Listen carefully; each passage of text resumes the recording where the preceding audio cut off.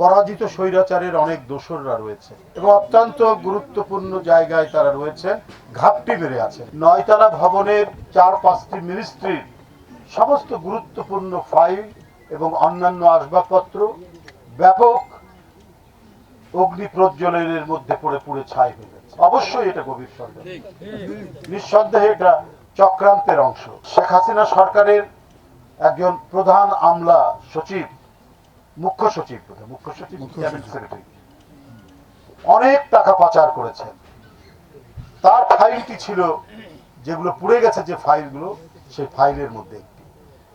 এটাকে তো আমরা বিচ্ছিন্ন বলে মনে করছি না, অনেক গুরুত্বপূর্ণ নথি পুড়ে গেছে তার মাধ্যমে। পরাজিত স্বৈরাচারের অনেক দোসররা রয়েছে, তারা কিন্তু গুরুত্বপূর্ণ জায়গায় এখনো আছে।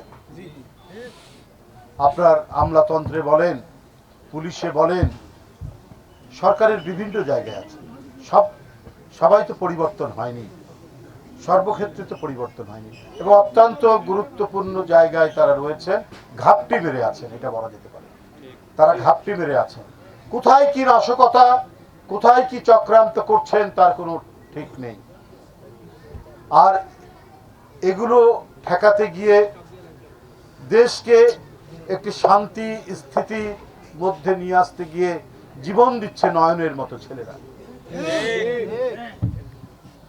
5ই আগস্টের পরে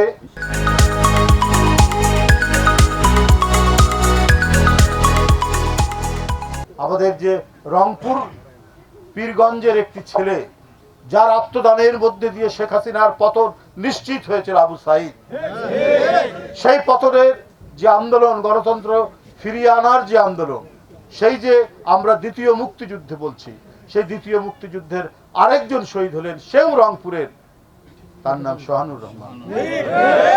বন্ধুরা আমার, এই দেশটাকে নিয়ে যে ধরনের কচলানো হয়েছে, এই দেশের মানুষের টাকা যেভাবে আত্মসাৎ করেছে গত সরকার, এটা ভাষায় বর্ণনা করা যাবে না, কথা দিয়ে বর্ণনা করা যাবে না। আজকে সাবেক প্রধানমন্ত্রী হাসিনার পুত্র সজীব ওয়াজেদ জয় এবং তাদের নামে মার্কিন যুক্তরাষ্ট্রে $350 মিলিয়ন টাকা পাচারের আরেকটি কাহিনী উঠেছে, যেটা মার্কিন যুক্তরাষ্ট্রের সর্বোচ্চ কেন্দ্রীয় গোয়েন্দা সংস্থা, তারা এটা তদন্ত করছে। তো সুতরাং যারা জনগণের এই টাকা পাচার করেছেন, এটাতে একটা ঘটনা উঠেছে, আরো কত ঘটনা আছে। সেই ঘটনাগুলো চাপা দেওয়ার জন্যই 9তলা ভবনের কয়েকটি মিনিস্ট্রি, আপনার স্থানীয় সরকার, রাস্তা, রোডস, ডাক এবং এলজিডিতে বললাম, স্থানীয় সরকার এবং ডাক, তার মিনিস্ট্রির, এগুলোর গুরুত্বপূর্ণ ফাইল পুড়িয়ে দেওয়া হয়েছে।